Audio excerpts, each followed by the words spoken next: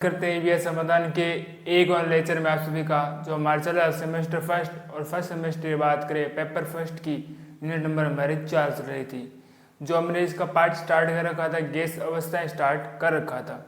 आज जो हमारा टॉपिक है वो हम पढ़ेंगे आदर्श आचरण से विचलन के कारण और वांडरवाल वंश की अवस्था समीकरण, जिसके अंतर्गत हम पढ़ने वाले हैं आयतन का संशोधन और दाब का संशोधन। पहले हमने बात करे थे आदर्श गैस के विचलन के कारण। जिस प्रकार से हमने पढ़ा था कि इसके अंतर्गत हम क्या ले रहे थे, बॉयल का ताप ले रहे थे।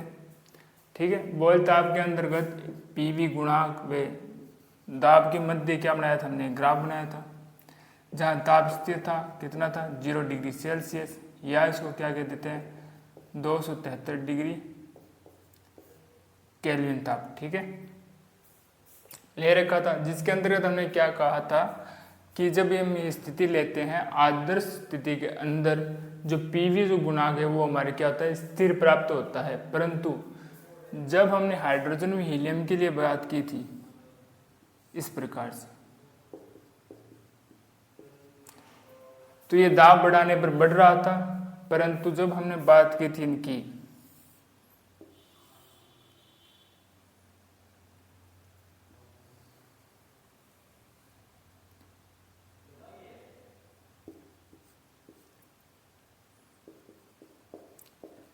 CO2 व NH3 की बात की थी, तो मैंने क्या कहा था, तो इनके आयतन में कुछ परिवर्तन होता है। परिवर्तन होने के बाद में एक समय आता है जब ये आकर्षण के कारण क्या होते हैं समीप आते हैं, फिर अचानक से क्या होता है इनके दाब में वृद्धि होती है। ठीक है, ये हमने आदर्श व्यवहार का विचलन देखा था, जिसके अंदर आप देखोगे तो ताप क्या यहाँ पर निम्नतम है, सबसे कम है, निम्न ताप है, 0 डिग्री सेल्सियस से नीचे ताप नहीं होता है। इस ताप की यह भी एक विशेषता होती है कि इसके अंदर हमारे क्या होता है शीतलन होता है। क्या होता है शीतलन, अर्थात यहाँ पर बर्फ जमना स्टार्ट हो जाता है, शीतलन होता है यहाँ पर। ठीक है, जिसके तहत ही हम पढ़ने वाले इसके 2 टॉपिक। कारण क्या थे, कारण अगर बात करोगे पहला ही कारण हमने देखा था इसके अंतर्गत, मैंने कहा था कि जब मैंने कहा था कि इसके अगर मैं कुल आयतन मानूं, इनका क्या मानता हूँ, इनका जब मैं कुल आयतन मानूं और कुल आयतन इतना अधिक हो जब हम उसके संदर्भ में तो एक अणु का आयतन निकाले तो वो क्या प्राप्त हो, नगण्य प्राप्त हो। कुल आयतन के संदर्भ में एक अणु का आयतन क्या हो, नगण्य। पहला कारण यह था इसका। दूसरा क्या था, दूसरा यह था इसके अंतर्गत कि अणु है उनके अणुओं के मध्य किसी भी प्रकार का आकर्षण बल कार्य नहीं कराता। क्या नहीं याद कर रहा था, आकर्षण बल। ये लग रहा था। ठीक है, अब इसी संदर्भ कुल आयतन की बात करते हैं, इसी संदर्भ के अंदर ये 2 कारण आते हैं। एक आता है गैसों का द्रवीकरण और एक क्या आता है जूल थॉम्सन प्रभाव। अगर मैं बात करूं कि अगर अणुओं के मध्य किसी प्रकार का आकर्षण बल कार्य नहीं कर रहा है तो उन अणुओं का या गैस के अणुओं का कभी भी द्रव्यकरण नहीं होगा। द्रव्यकरण अर्थात द्रव्य अवस्था में बदलने के लिए उनके मध्य आकर्षण बल कार्य करना होगा। आदर्श व्यवहार से तो हमें पता चलता है कि उनके मध्य आकर्षण बल कार्य कर नहीं कर रहा है और उनके मध्य द्रव्य अवस्था या जो द्रव्यकरण वो नहीं होगा। परंतु जब वास्तविक गैसों की बात करते हैं तो आदर्श स्थिति जैसी कोई भी गैसें नहीं होती है, ये सिर्फ कल्पना मात्र तथ्य मात्र है। अधिकतर जो गैसें होंगी वो वास्तविक गैसें होंगी और सभी की सभी क्या होंगी, द्रव्यकरण उनका होने वाला है। ठीक है, तो द्रव्यकरण क्या होता है, जब गैस के अणु के मध्य आकर्षण बल हो तो वो क्या हो गया द्रव्य, और नहीं हो तो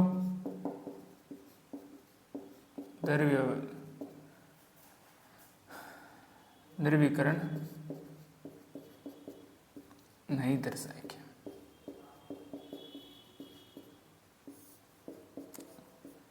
ठीक है, अब पढ़ते हैं हम जूल थॉमसन प्रभाव। जूल थॉमसन प्रभाव क्या था? जूल थॉमसन प्रभाव यह है, जब हम किसी गैस को हम क्या कर देते हैं, वैक्यूम के अंदर क्या कर देते हैं, उसको प्रसारित कर देते हैं। वैक्यूम के अंदर क्या कर लेते हैं, प्रसारित कर लेते हैं। ठीक है, वैक्यूम के अंदर प्रसारित कर लेते हैं, जहां पर वायु की मात्रा कम हो या गैस तो अंतरिक्ष में जब प्रसारित कर लेते हैं तो उन गैसों को क्या होता है, शीतलन होता है, या कहते हैं शीतलन प्रभाव होता है। ठीक है, अनंत पर क्या होता है, उनका शीतलन प्रभाव होता है, या कह सकते उनका ताप कम होता है। जब मैंने किसी गैस को अनंत में प्रसारित कर लिया, वैक्यूम के अंदर प्रसारित कर लिया है, तो वहां पर उसका शीतलन होगा या ताप कम होगा, तो उसको मैं क्या कहूँगा, जूल थॉमसन प्रभाव कहूँगा। ठीक है, उसे हम क्या कहेंगे, जूल थॉमसन प्रभाव कहेंगे।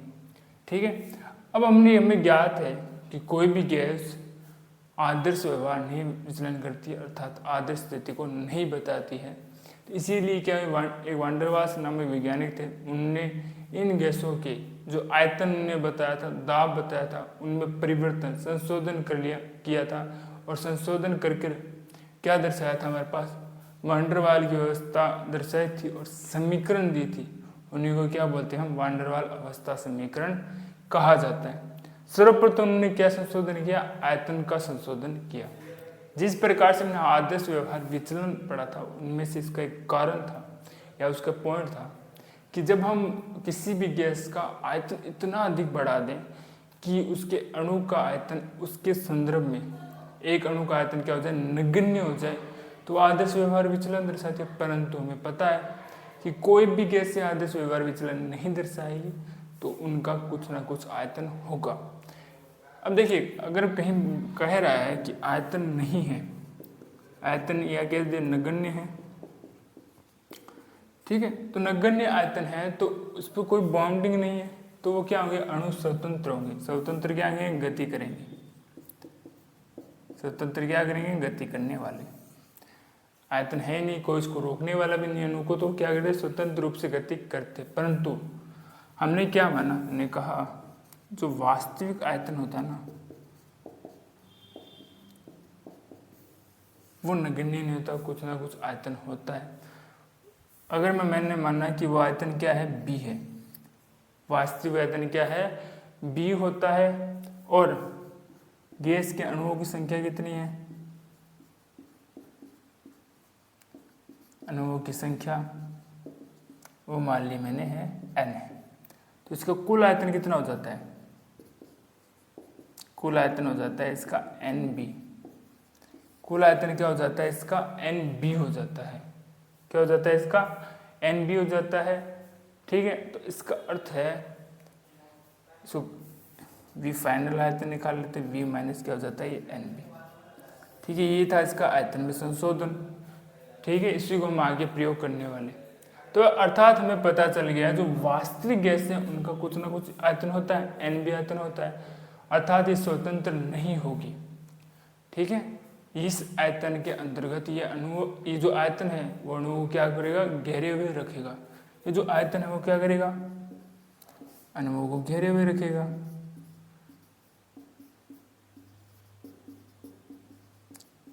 रखेगा। ठीक है, ये जो भी इसने बताया है, परिवर्तन किया है आयतन में, यही इसका क्या कहलाता है, आयतन संशोधन कहलाता है। इसी को बोलते हैं हम अपवर्जित आयतन। क्या बोलते हैं, इसी आयतन को क्या बोलते हैं हम, अपवर्जित आयतन कहते हैं। ये जो आयतन होता है ना, जो वास्तविक आयतन हम निकालते हैं, जो परिवर्तन आयतन है ना, वो जो निकालते हैं वो वास्तविक आयतन कितना होता है, 4 गुना। वास्तविक आयतन कितना होता है, 4 गुना होता है, जिसके अंतर्गत हमने फॉर्मूला निकालते हैं। और ये निम्न फॉर्मूले के अंदर जो n है,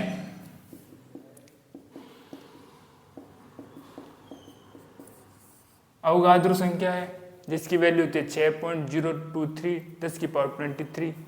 ठीक है, 10⁻23। ठीक है, 4/3 की वैल्यू पता होगी आपको। पाई की वैल्यू होती है ऐसे 22/7 होती है, आप इसको भी लिख सकते हो, 3.14 होती है, इसको भी लिख सकते हो। और आर हमें दी जाएगी, ठीक है, आर की कुछ ना कुछ वैल्यू दी जाएगी जिसके द्वारा आप अपवर्जित आयतन को निकाल सकते हैं। क्या निकाल सकते हैं? अपवर्जित आयतन का आप मान निकाल सकते हैं। इसके बाद हम जो बात करने वाले हैं वो बात करेंगे संशोधित दाब की बात करेंगे। संशोधित दाब की बात करने वाले। आयतन संशोधन के बाद हम जो बात करेंगे वो बात करेंगे दाब संशोधन की। इसकी बात करने वाले हैं, दाब संशोधन की बात करने वाले। देखिए दाब में किस प्रकार संशोधन हो उसकी बात करते हैं। पहले तो आदर्श जब स्थिति की हम बात करते हैं तो आदर्श स्थिति के अंदर क्या था कि हमें पता था जो गैस के जो अणु हैं सूक्ष्मतम कण होते हैं, और सूक्ष्मतम कण क्या करते हैं? लगातार गति करते रहते हैं। क्या रहते हैं? गति करते रहते हैं। जब गति करते हैं तो आपस में भी टक्कर करते हैं, और पात्र की जो दीवार है, पात्र की जो दीवार है उससे भी क्या करते हैं? वो टक्कर करते हैं, टकराते हैं। और जब ये पात्र की दीवार से जब टक्कर करते हैं तो उस पात्र की दीवार पर क्या उत्पन्न करते हैं? दाब उत्पन्न करते हैं, जिसको हम क्या बोलते हैं? जिसको क्या बोलते हैं? हम गैसीय दाब कहते हैं। गैसीय दाब कहते हैं, ठीक है। कुछ इस प्रकार से टक्कर कर रहा है। देखिए टक्कर करने के पश्चात भी इसकी जो गति है, ऊर्जा है, उसमें कोई भी परिवर्तन नहीं होता है, क्योंकि यह इनके मध्य कणों के मध्य कोई भी आकर्षण बल कार्य नहीं कर रहा है। टक्कर करने के बाद में भी ये क्या करते हैं? सीधी रेखा में गति करते हुए दिखाई देते हैं, ठीक है। परंतु जब हम वास्तविक गैसों की बात करते हैं, जब हम वास्तविक गैसों की बात करते हैं तो जब टकराते हैं तो उसकी ऊर्जा में कुछ ना कुछ हानि होती है, और जो स्वाभाविक दाब है या स्वाभाविक जो गति है कण की उसमें प्रभावित होती है। जैसे हम मान लेते हैं कोई कण है ए और बी कणों की बात करता हूँ, ठीक है।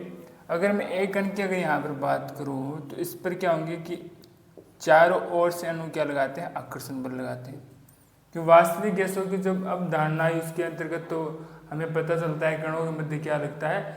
आकर्षण बल कार्य करता है।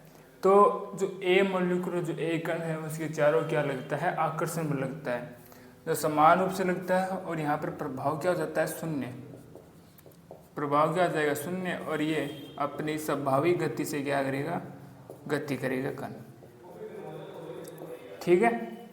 और एक कण और है जो यहाँ पर बी वाला कण है, ठीक है। अगर बी कण की बात करें, अगर आदर्श स्थिति की बात करें तो वो जो गति है उसकी समान गति है, और समान गति से तो जो उसकी टकराने की जो दर थी, जो स्पीड थी गति की, वो तो अधिक होगी। परंतु जब हम बात करते हैं वास्तविक गैसों की, तो वास्तविक गैसों के अंदर क्या होता है?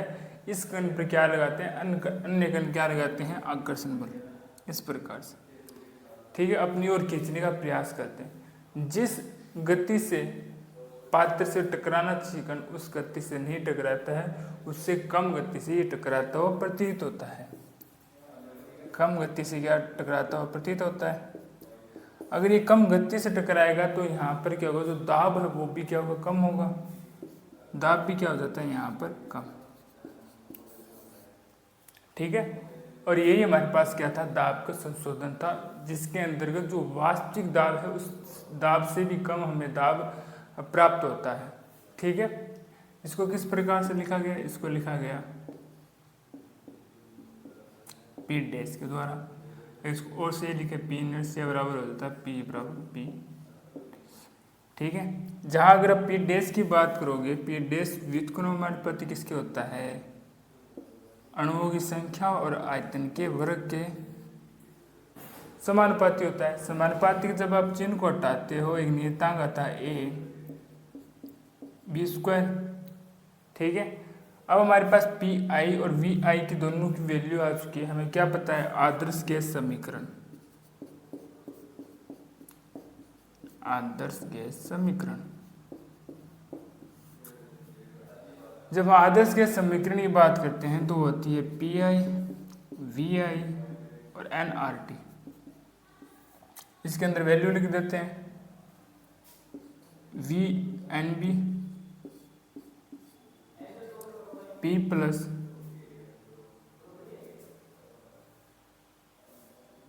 ए एन वी स्क्वायर और यहाँ पे क्या देता है एन आर टी।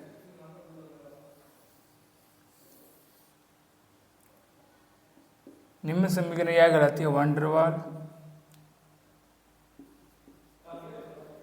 निम्न समीकरण क्या कहलाती है? वान डेर वाल समीकरण कहलाती है, जिसके अंतर्गत हमने क्या किया, आयतन व दाब के अंदर संशोधन कर कर जो निम्न मान थे वो किसके अंदर रख लिए हमने? आदर्श गैस समीकरण के अंदर रख लिए। तो हमें क्या प्राप्त होती है? वान डेर वाल समीकरण प्राप्त होती है। क्या प्राप्त होती है? वान डेर वाल समीकरण हमें प्राप्त होती है। ये जो वैल्यू है, इसकी वैल्यू अगर इसमें मान हम पुट कर देंगे तब हमें ये मान हमारे पास प्राप्त हो जाएगा, ए एन स्क्वायर और बी स्क्वायर।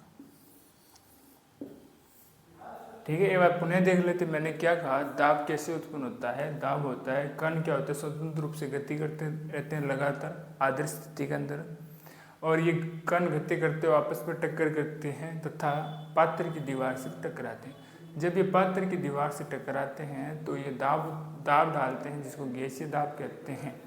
ठीक है, और ये कण के मध्य कोई भी आकर्षण बल कार्य नहीं कर रहा होता, स्वतंत्र रूप से गति कर रहे होते हैं। ठीक है, इससे कोई ऊर्जा की हानि नहीं होती है, परंतु वास्तविक ऐसे बात करते हैं तो वहाँ पर क्या होता है, ऊर्जा की हानि होती है, आकर्षण बल भी कार्य करता है, जो स्वाभाविक दाब है, स्वाभाविक गति है कण की, वो प्रभावित होती है, जिसके कारण हमने दो कण माने, ए व बी कण माना है। मान ए कण की क्या होता है, चारों ओर से अनुआकर्षण बल लगा रहे हैं तो उसमें प्रभाव वो होता था शून्य, और स्वाभाविक गति से गति करेगा। परंतु जब हम एक कण की ओर बात करते हैं जो पात्र के नज़दीक है, उस पर क्या होता है, अन्य कण आकर्षण बल लगाते हैं, अपनी ओर खींचने का प्रयास करते हैं, जिस गति से वह पात्र से टकराना चाहिए उस गति से नहीं टकराता है। इस प्रकार से दाब में कमी आती है, जिसको बोलते हैं दाब संशोधन कहते हैं। इन दाब संशोधन के द्वारा, आयतन में दाब संशोधन द्वारा जब हमने मान संशोधित करके आदर्श गैस समीकरण के अंदर रखे तो हमें वान डेर वाल समीकरण प्राप्त होती है। क्या प्राप्त होती है? वान डेर वाल समीकरण प्राप्त होती है। तो आशा करते हैं आज का लेक्चर आपको अच्छे समझ में आया होगा।